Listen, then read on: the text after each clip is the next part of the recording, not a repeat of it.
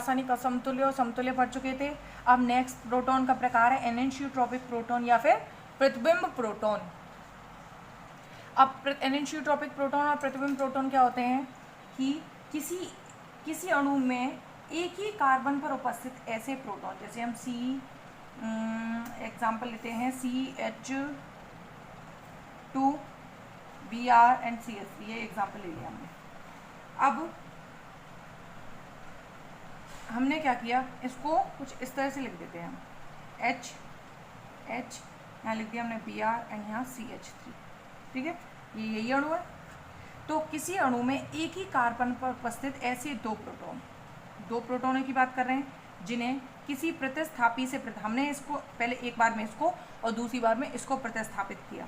तो एक बार में यहाँ पे Z और यहाँ H, यहाँ Br एंड यहाँ CH3। दूसरी बार में हमने इसको किया,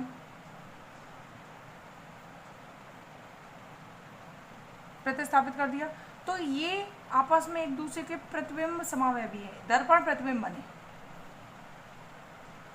आपस में क्या है, मिरर इमेज है, दर्पण प्रतिबिंब है। तो ऐसे प्रोटॉन क्या होते हैं, तो ये आपस में कैसे प्रोटॉन है, प्रतिबिंब प्रोटॉन है। और अगर हम इन प्रतिबिंब प्रोटॉनों की बात करें समतुल्य और असमतुल्य में, तो ये कैसे होते हैं, प्रतिबिंब प्रोटॉन हम पहले पढ़ चुके हैं, इसमें कैसे थे ये आपस में दोनों समतुल्य।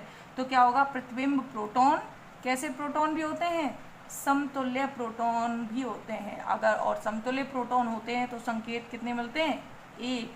तो प्रतिबिंब प्रोटॉन के कारण संकेत कितने मिलते हैं, एक। डायरेक्ट हम कह सकते हैं प्रतिबिंब प्रोटॉन के कारण एक संकेत मिलता है। इसके बाद नेक्स्ट डाई स्टीरियोट्रॉपिक,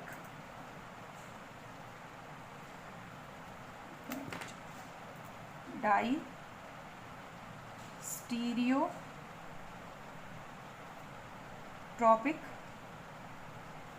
प्रोटॉन या फिर विवरिम समावयवी प्रोटॉन। ये भी हम समावयवता में पढ़ चुके हैं, विवरिम समावयवता या विवरिम समावयवी। तो विवरिम समावयवी प्रोटॉन क्या होते हैं, किसी अणु में उपस्थित वे प्रोटॉन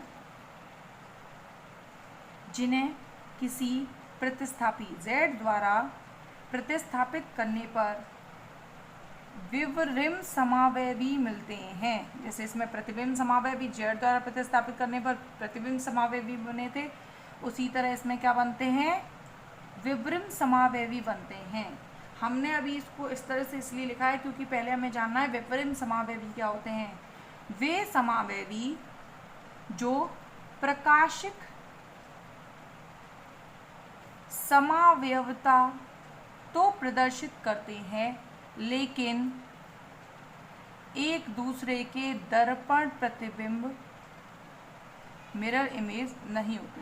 विवरिम समावयवी क्या होते हैं, वे समावयवी जो प्रकाशिक समावयवता तो प्रदर्शित करेंगे। हम सेकंड ईयर में बढ़ चुके हैं प्रकाशिक समावयवता, तो प्रकाशिक समावयवता तो प्रदर्शित करते हैं लेकिन वो आपस में दर्पण प्रतिबिंब नहीं होते हैं। तो ऐसे समावयवी क्या कहलाते हैं, डाई स्टीरियोट्रॉपिक प्रोटॉन या विवरिम समावयवी कहलाते हैं। तो हमें प्रोटॉन क्या करना है, अणु में ऐसे प्रोटॉनों को प्रतिस्थापित करने हैं जिससे विवरिम समावयवी मिले तो विवरिम प्रोटॉन कहलाएंगे। जैसे हमने क्या किया, हमने एग्जाम्पल लिया Cl, यहाँ H, यहाँ C डबल बॉन्ड C और H एंड BH। तो हमें प्रतिस्थापित, हमने क्या किया, पहला इस प्रोटॉन को प्रतिस्थापित किया और इस प्रोटॉन, हमें एक ही अणु में एक ही कार्बन पर उपस्थित प्रोटॉनों को प्रतिस्थापित करना है। तो यहाँ Cl, यहाँ H, यहाँ C, तो डबल बॉन्ड एक बार यहाँ पर Z आया और दूसरी बार में यहाँ पर Z आ गया। तो ये दोनों जो समावयवी हैं वो दोनों ही प्रकाशिक समावयवी हैं, मतलब प्रकाशिक समावयवता तो प्रदर्शित करते हैं। लेकिन क्या एक दूसरे के दर्पण दिख रहे हैं, नहीं, ये दर्पण नहीं होते, दर्पण प्रतिबिंब नहीं होते हैं, लेकिन प्रकाशिक समावयवता प्रदर्शित कर रहे हैं। तो ये जो आपस में दोनों प्रोटॉन होंगे आपस में क्या हैं, ये विवरिम समावयवी। और जो विवरिम समावयवी प्रोटॉन होते हैं वो असमतुल्य प्रकार के होते हैं। तो ये प्रोटॉन आपस में कैसे असमतुल्य, इसके कारण अलग संकेत मिलेगा और इसके कारण अलग संकेत मिलेगा। लेकिन हमें देखने पर ऐसा लग रहा है कि ये एक ही तरह उस कार्बन से जुड़ा है जो डबल बॉन्ड से जुड़ा हुआ है, लेकिन हमें रासायनिक वातावरण देखना है और रासायनिक वातावरण कई आधारों पे देखते हैं। तो जो सिलेबस है वो मैं साथ साथ में बताती चल रही हूँ। इसमें असमतुल्य प्रोटॉन है और इनके द्वारा संकेत कितने प्रकार कैसे मिलेंगे, अलग अलग संकेत मिलेंगे। इसके बाद एक है होम्योट्रॉपिक प्रोटॉन, समस्थीय प्रोटॉन। तो होम्योट्रॉपिक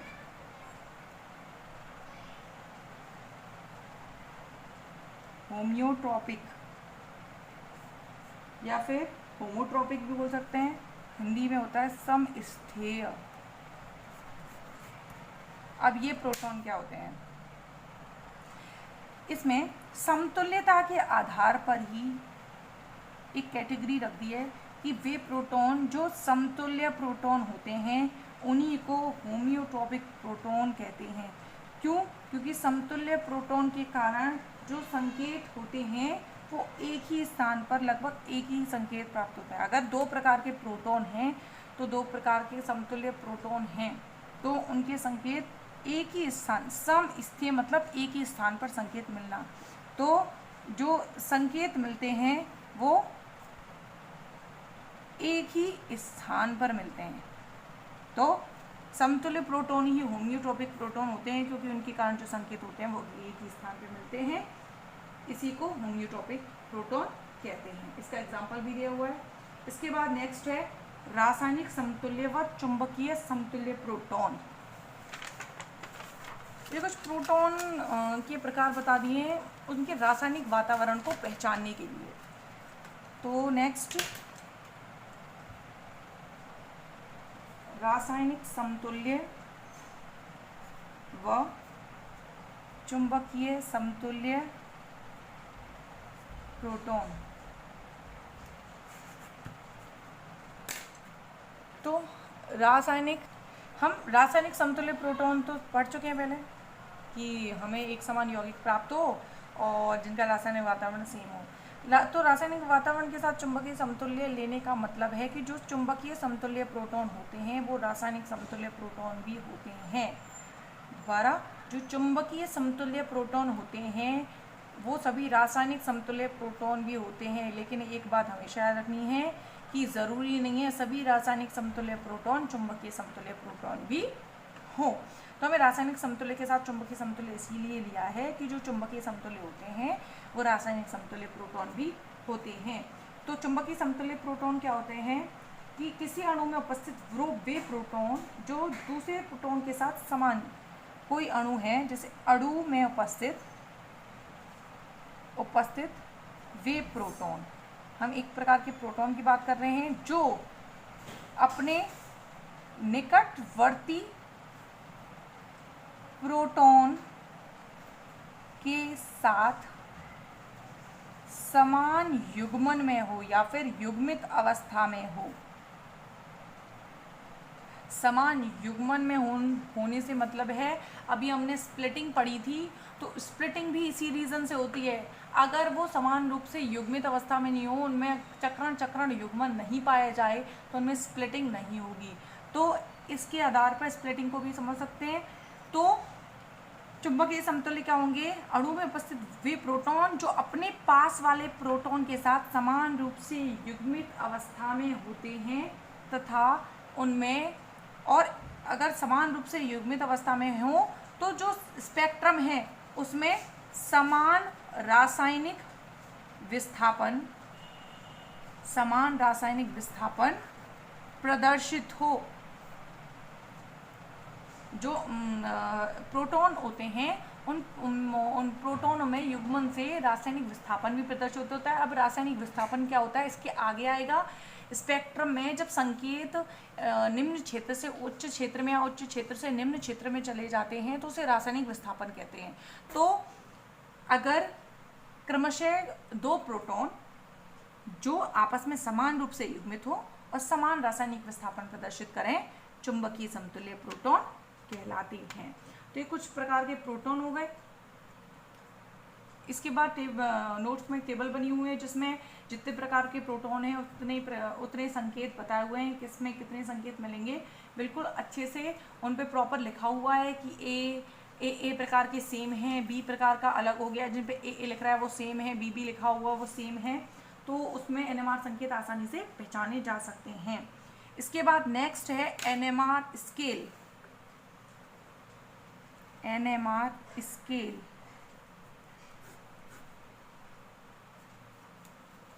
अब जब हम एनएमआर स्पेक्ट्रम पढ़ रहे हैं तो एनएमआर स्पेक्ट्रम को प्रदर्शित करने के लिए एक पैमाना होना चाहिए, एक स्केल होना चाहिए, तो वही एनएमआर स्केल हम पढ़ेंगे।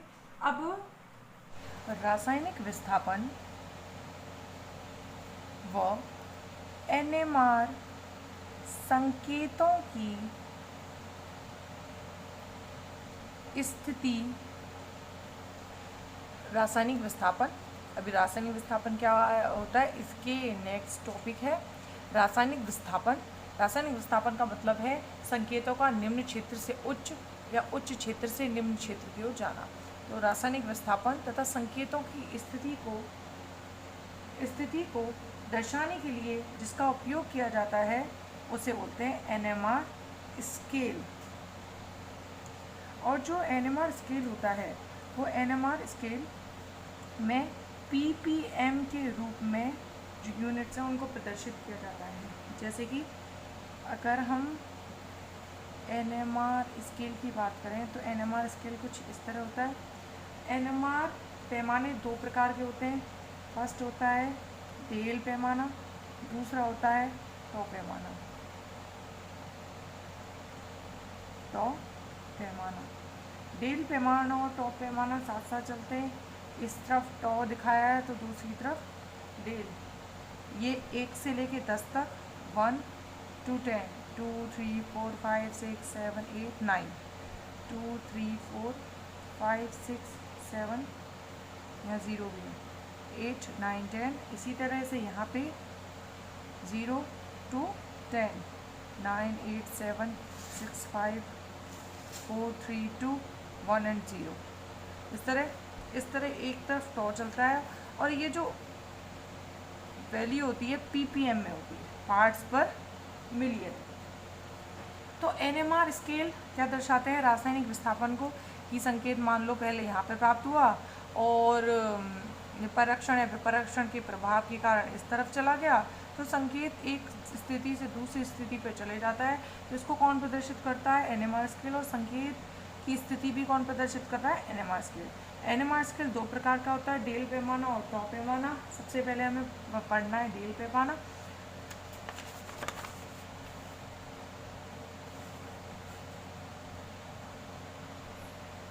डेल पैमाना जो ज़्यादातर रासायनिक विस्थापन दर्शाया जाता है, जिस पैमाने के द्वारा दर्शाया जाता है रासायनिक विस्थापन को अधिकतर, वो होता है डेल। तो रासायनिक विस्थापन को अधिकांशतः डेल स्केल के द्वारा ही दर्शाया जाता है।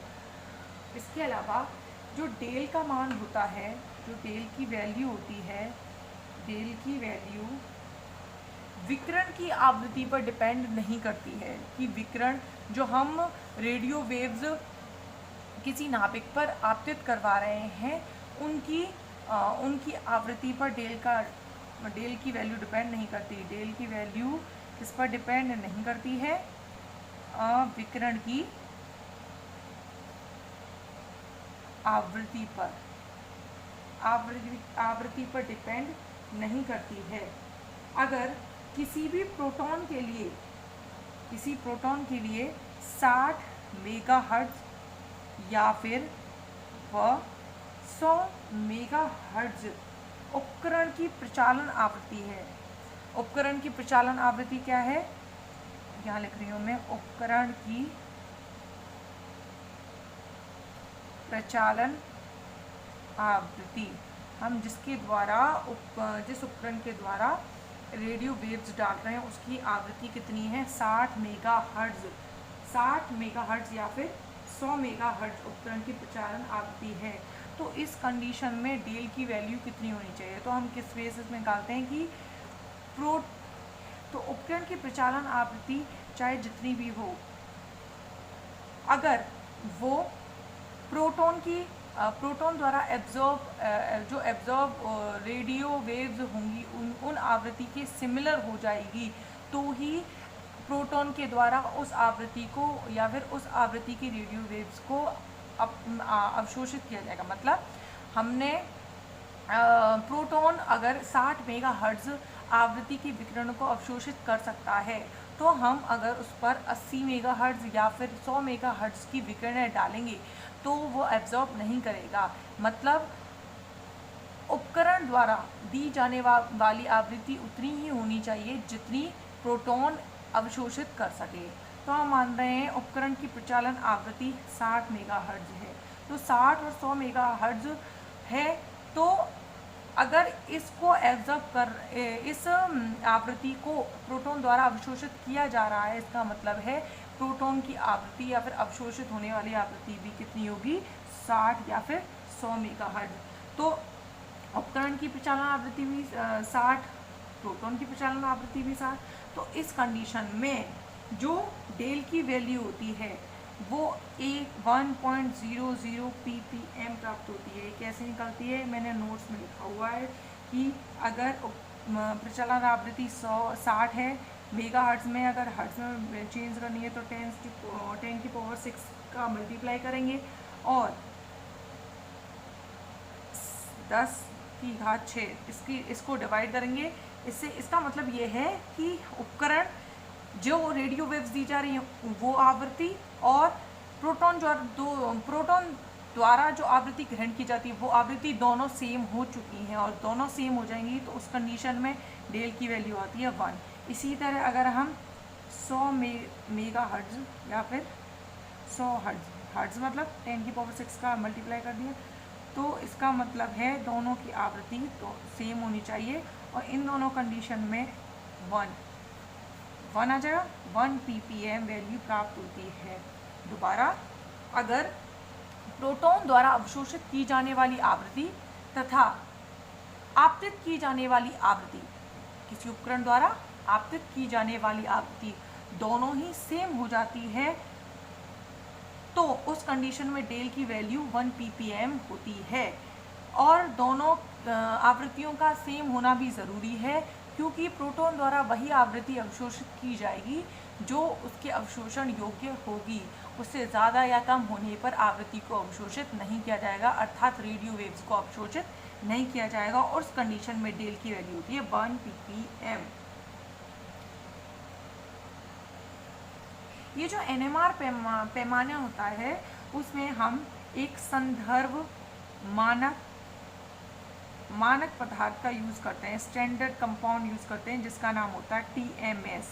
ये TMS एक मानक पदार्थ होता है जिससे दूर जाने और इस TMS के संकेत से दूर जाने और TMS के संकेत के पास आने के आधार पर विस्थापन को प्रदर्शित किया जाता है। मतलब हम इस जो NMR स्पेक्ट्रम होता है उसमें इसकी स्थिति को दर्शा देंगे और उसे मानक मान लेंगे, और उसके आधार पर ही बताएंगे कि संकेत किस दिशा की ओर बढ़ रहा है। तो इसका प्रयोग एक मानक के रूप में किया जाता है। TMS की फुल फॉर्म होती है टेट्रा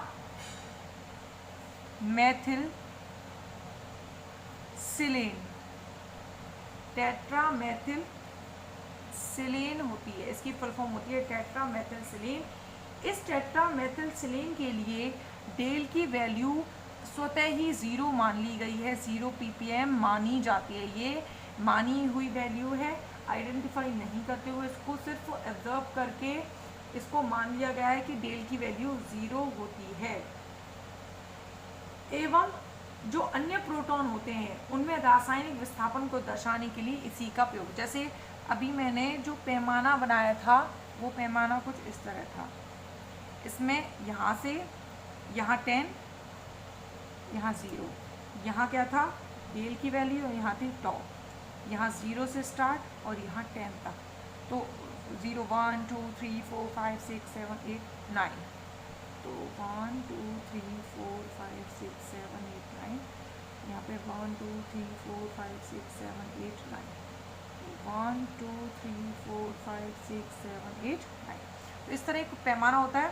अब इस पैमाने में TMS का जो संकेत होता है उसके लिए हमने मान लिया ये PPM में होती है, तो अपने आप मान लिया है कि TMS के लिए जो संकेत होता है वो 0 ppm, डेल बराबर 0 ppm। मतलब TMS का संकेत कौन सा है, ये संकेत किसके लिए, TMS। अब TMS को संदर्भ के रूप में क्यों माना, इसके भी आगे कारण है। TMS को संदर्भ के रूप में प्रयुक्त करने के कारण, इसी को हमने संदर्भ रूप में प्रयुक्त क्यों किया। पहले इतनी बात जान लेते हैं कि इसको संदर्भ के रूप में प्रयुक्त करते हैं और इसके आधार पर अगर संकेत इससे दूर जा रहे हैं और इससे पास और संकेत इसकी तरफ आ रहे हैं, इसी आधार पर उच्च क्षेत्र और निम्न क्षेत्र के बारे में बताया गया। अगर संकेत इससे दूर जा रहे हैं, इसका मतलब है उच्च क्षेत्र निम्न क्षेत्र व उच्च डेल की ओर जा रहे हैं। इस तरफ आ रहे हैं तो संकेत निम्न डेल और उच्च क्षेत्र की तरफ जा रहे हैं। अभी रासायनिक विस्थापन इसके बाद का टॉपिक है, उसमें पढ़ेंगे। तो ये क्या है, NMR स्केल है जिसमें एक तरफ टॉ है एक तरफ डेल है। डेल का अधिकांशतः यूज़ किया जाता है रासायनिक विस्थापन को दर्शाने के लिए, और इसमें संदर्भ के रूप में TMS का यूज़ किया जाता है। TMS टेट्रामेथिलसिलीन होता है जिसके लिए डेल की वैल्यू 0 अपने आप मान ली जाती है और 0 पर इसका संकेत दिखा दिया जाता है। अब इसके अलावा अगर टॉप पैमाने की बात करें तो सिर्फ टॉप पैमाने के बारे में ये बताया गया है कि टॉप पैमाने और डेल पैमाने में निम्न प्रकार संबंध होता है। टॉ इक्वल्स टू 10 माइनस डेल। अगर हमें टॉ की वैल्यू निकालनी है तो हम 10 में से डेल की कोई भी वैल्यू घटा दें तो टॉ की वैल्यू आ जाएगी। इस तरह से हम NMR पैमाने का यूज़ करते हैं। इसके बाद नेक्स्ट टॉपिक है केमिकल शिफ्ट। अब है रासायनिक विस्थापन, जिसके बारे में हम कई बार बीच में डिस्कस कर चुके हैं। केमिकल शिफ्ट,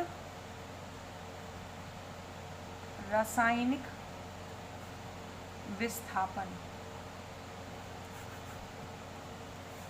अब रासायनिक विस्थापन से मतलब है संकेत का एक स्थान से दूसरे स्थान पर जाना। रासायनिक विस्थापन को पढ़ने से पहले हम परिरक्षण और विपरिरक्षण प्रभाव को दोबारा रिवाइज करते हैं।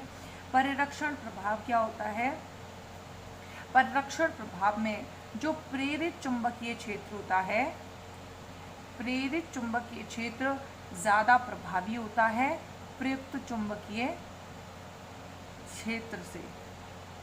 प्रयुक्त चुंबकीय क्षेत्र कम प्रभावी होता है। जब प्रेरित चुंबकीय क्षेत्र ज़्यादा प्रभावी होता है प्रयुक्त चुंबकीय क्षेत्र से, तो प्रेरित इसका ज़्यादा विरोध करता है, तो हमें इसके प्रभाव को कम करने के लिए प्रयुक्त चुंबकीय क्षेत्र की वैल्यू बढ़ानी पड़ती है। और प्रयुक्त चुंबकीय क्षेत्र की वैल्यू बढ़ाने से मतलब है संकेत का उच्च क्षेत्र में जाना, मतलब चुंबकीय क्षेत्र की वैल्यू का बढ़ जाना। भाई चुंबकीय क्षेत्र जो हम लगा रहे हैं उसकी वैल्यू का लगातार बढ़ना। तो इसका मतलब है जब परिरक्षण प्रभाव कार्य करेगा तो परिरक्षण प्रभाव कार्य करने के दौरान हमें प्रयुक्त चुंबकीय क्षेत्र की वैल्यू को बढ़ाना पड़ेगा, तभी जाके संकेत मिलेंगे। ठीक है, प्रेरित चुंबक दोबारा से परिरक्षण प्रभाव के दौरान प्रेरित चुंबकीय क्षेत्र प्रयुक्त चुंबकीय क्षेत्र का ज़्यादा विरोध करता है, इसका प्रभाव ज़्यादा होता है, इसका प्रभाव कम होता है। तो प्रेरित चुंबकीय क्षेत्र के प्रभाव को कम करने के लिए हमें बाह्य चुंबकीय क्षेत्र की वैल्यू अर्थात प्रयुक्त चुंबकीय क्षेत्र की वैल्यू को बढ़ाना पड़ता है।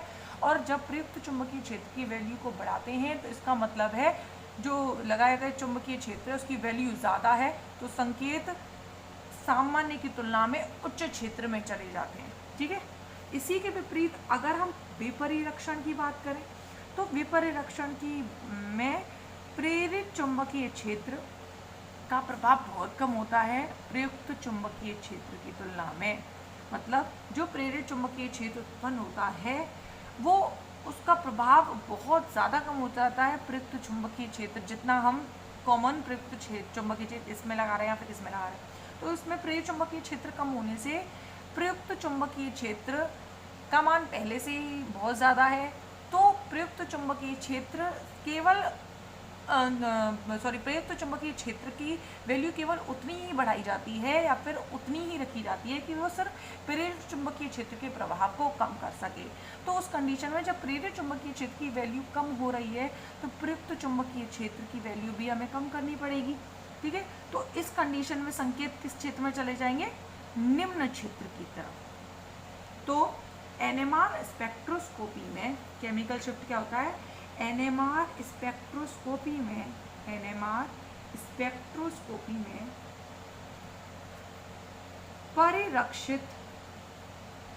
परिरक्षित नाभिक के एनएमआर संकेत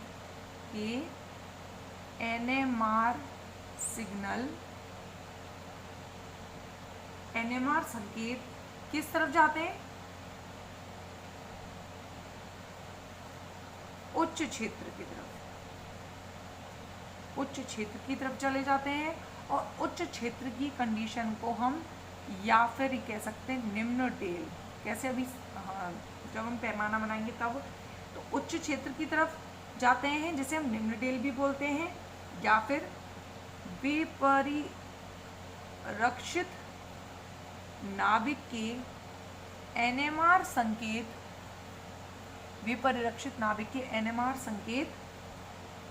निम्न क्षेत्र, और निम्न क्षेत्र की कंडीशन को बोलते हैं उच्च डेल की तरफ विस्थापित होते हैं।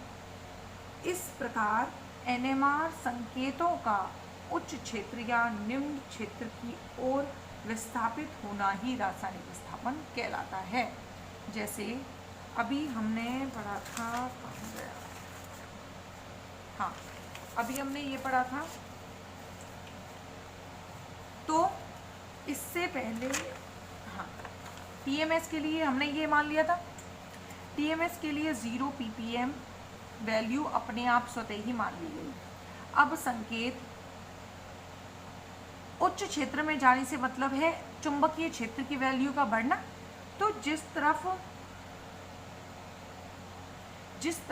टीएमएस उपस्थित होता है तो उस तरफ के क्षेत्र को, जिस तरफ टीएमएस उपस्थित होता है उस तरफ संकेत को जाना बोलते हैं उच्च क्षेत्र।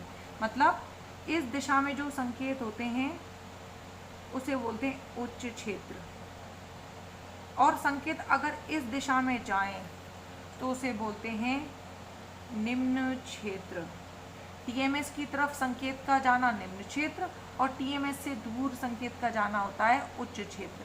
अब हम अगर उच्च क्षेत्र में देखें, ये उच्च क्षेत्र मतलब इस तरफ जा रहा है, तो डेल की वैल्यू क्या हो रही है? कम हो रही है उच्च क्षेत्र की तरफ।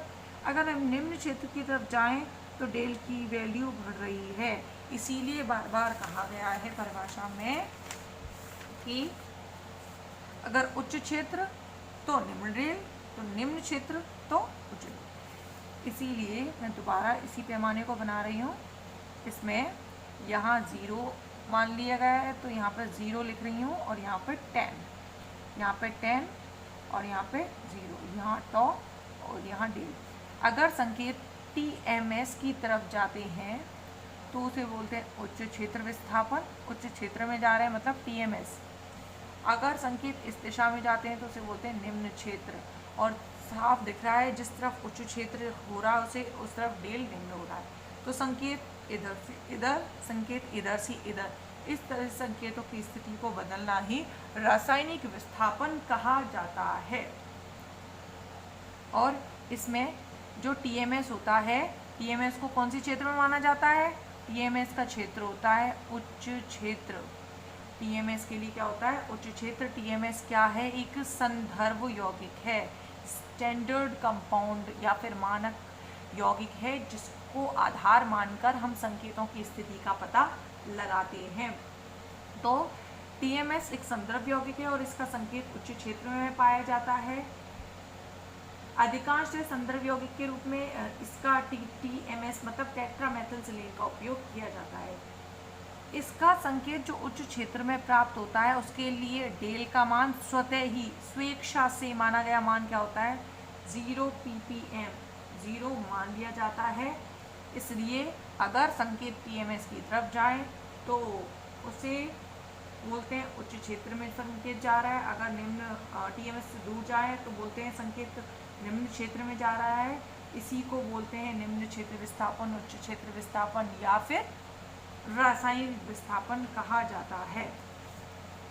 अब टीएमएस को संदर्भ यौगिक के रूप में प्रयुक्त किए जाने का कारण क्या है कि ये टीएमएस ही संदर्भ यौगिक के रूप में प्रयुक्त क्यों किया गया, इसके कारण देख लेते हैं।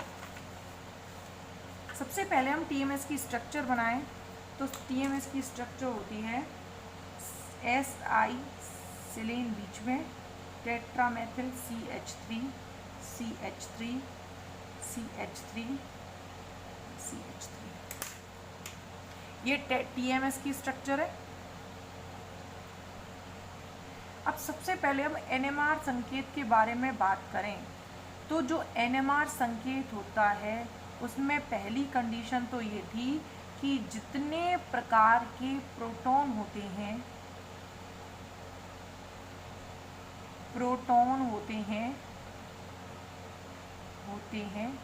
संकेत कितने मिलते हैं, संकेत उतने ही मिलते हैं।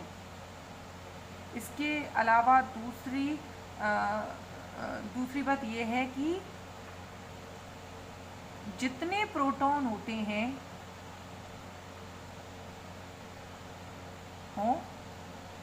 संकेत तीक्ष्ण बनते हैं, मतलब तीखे संकेत बनेंगे, बिल्कुल डार्क स्पष्ट क्लियर संकेत बनेंगे। तो जितने प्रकार के प्रोटॉन, तो इसमें प्रकार तो एक ही है, एक ही प्रकार के प्रोटॉन है, तो इसीलिए एटीएमएस के द्वारा एक ही संकेत 0 ppm पर बनता है। एक बात क्लियर हो गई, जितने प्रोटॉन होंगे संकेत उतना तीक्ष्ण। अगर हम इसके प्रोटॉनों की बात करें तो फर्स्ट में प्रोटॉन कितने हैं, 12 प्रोटॉन हैं, 12 प्रोटॉन, और वो भी कैसे प्रोटॉन है, रासायनिक समतुल्य प्रोटॉन है। तो 12 रासायनिक समतुल्य प्रोटॉन होने के कारण अगर हम इसकी बहुत कम मात्रा लें, अगर 12 प्रोटॉन होने के कारण अगर इसकी बहुत कम मात्रा भी ली जाए तो संकेत बिल्कुल क्लियर स्पष्ट बनते हैं और तीक्ष्ण बनते हैं। संकेत कैसे बनते हैं, तीक्ष्ण। पहला तो कारण ये है कि इसमें प्रोटॉन बहुत ज़्यादा होता है। इसके अलावा नेक्स्ट जो SI होता है, SI की इलेक्ट्रॉन नेगेटिविटी, विद्युत ऋणता का मान बहुत कम होता है। SI की विद्युत ऋणता का मान बहुत कम होता है, और जब विद्युत ऋणता का मान कम है इसका मतलब है उसका प्रभाव कैसा है, कुछ +I। विद्युत ऋणता अधिक होती है तो -I होता है, इलेक्ट्रॉनों को अपनी तरफ खींचता है, लेकिन +I व्यवहार होने के कारण क्या करेगा, ये इलेक्ट्रॉन दाता इनकी तरफ इलेक्ट्रॉन देगा, इसकी तरफ इलेक्ट्रॉन प्रतिकर्षित करेगा, इलेक्ट्रॉनों को प्रतिकर्षित किया जाएगा। तो इन प्रोटॉनों के पास इलेक्ट्रॉन घनत्व में वृद्धि होने लगेगी, और इलेक्ट्रॉन घनत्व में वृद्धि होगी तो चक्कर लगाने वाले इलेक्ट्रॉनों की संख्या बढ़ेगी। चक्कर लगाने वाले इलेक्ट्रॉनों की संख्या बढ़ेगी तो प्रेरित चुंबकीय क्षेत्र बढ़ेगा, और प्रेरित चुंबकीय क्षेत्र बढ़ेगा तो उपयुक्त का विरोध ज़्यादा करेगा। मतलब इस कंडीशन में क्या होगा, परिरक्षण की क्रिया होगी। तो प्रोटॉन 12 प्रोटॉन है, तो परिरक्षण, प्रत्येक के कारण परिरक्षण, तो परिरक्षण की वैल्यू बहुत ज़्यादा हो जाएगी, और परिरक्षण ज़्यादा होने के केस में संकेत कौन से क्षेत्र में जाते हैं, उच्च क्षेत्र में जाते हैं। तो संकेत बिल्कुल उच्च क्षेत्र में पहुंचते हैं, इसीलिए 0 ppm पर टीएमएस का संकेत बनाया जाता है, जो कि एक बहुत अधिक उच्च क्षेत्र है। ये हो गया दूसरा कारण। इसके अलावा ये अक्रिय, जो टीएमएस होता है वो ज़्यादा क्रियाशील नहीं होता, कुछ अक्रियाशील। ये कैसा होता है, अक्रियशील होने से क्या फ़ायदा होता है कि टीएमएस होता है, अगर संकेत निकालने के दौरान या फिर एनएमआर स्पेक्ट्रम निकालने के दौरान अगर ये किसी पदार्थ के साथ मिला दिया जाता है और फिर उस पदार्थ का संकेत इसकी मदद से निकाल लेते हैं, तो इसके बाद पदार्थ से उसे आसानी से अलग कर लिया जाता है। जैसे भी कोई भी कार्बनिक यौगिक है उसकी स्ट्रक्चर निकालनी है, और स्ट्रक्चर निकालने के दौरान अगर टीएमएस को उसके साथ मिलाया जाए उसके तो मिलाने के बाद अगर संकेत प्राप्त करने के पश्चात टीएमएस को हम अलग भी करने की कोशिश करें तो बहुत आसानी से अलग हो जाता है, क्योंकि बिल्कुल उसके साथ क्रिया करके नहीं रहता है, अक्रियाशील होता है। इसके बाद नेक्स्ट, ये जो टीएमएस होता है इसका क्वथनांक 27 डिग्री सेल्सियस होता है, मतलब अल्प क्वथनांक होता है। अल्प क्वथनांक होने के कारण या फिर 27 डिग्री सेल्सियस क्वथनांक होने के कारण जब स्पेक्ट्रम प्राप्त करने के लिए इसे टीएमएस को किसी ऑर्गेनिक कंपाउंड के साथ रिएक्ट करवा दिया जाता है तो स्पेक्ट्रम प्राप्त करने के पश्चात अलग अलग इसका सेपरेशन किया जा सकता है, बहुत कम ताप पर ही। ये कुछ कारण हो गए टीएमएस को यूज़ करने के। पहला हो गया प्रोटॉन ज़्यादा हैं, प्रोटॉन ज़्यादा होने के कारण संकेत बिल्कुल तीखा मिलेगा, तीक्ष्ण। एसआई का कुछ प्लस आई प्रभाव होने के कारण प्रदर्शन बहुत ज़्यादा होगा, संकेत कुछ क्षेत्र में अक्रियशील, इसके अलावा अल्पक्वथनांक। ये कुछ कारण हैं जिसके कारण से टीएमएस को हम संदर्भ के रूप में प्रयुक्त करते हैं। तो कुछ रीज़न क्लियर हो गए कि टीएमएस को ही उपयोग में क्यों लिया, क्योंकि इसमें कुछ ऐसी क्वालिटीज़ होती हैं जिससे संकेत बहुत अच्छा, सुस्पष्ट और आसानी से प्राप्त हो जाता है। रासायनिक शिफ्ट हो गया। इसके बाद टीएमएस को यूज़ करने के कारण हो गए। इसके बाद है रासायनिक विस्थापन को प्रभावित करने वाले कारक। नेक्स्ट है रासायनिक विस्थापन को प्रभावित करने वाले कारक।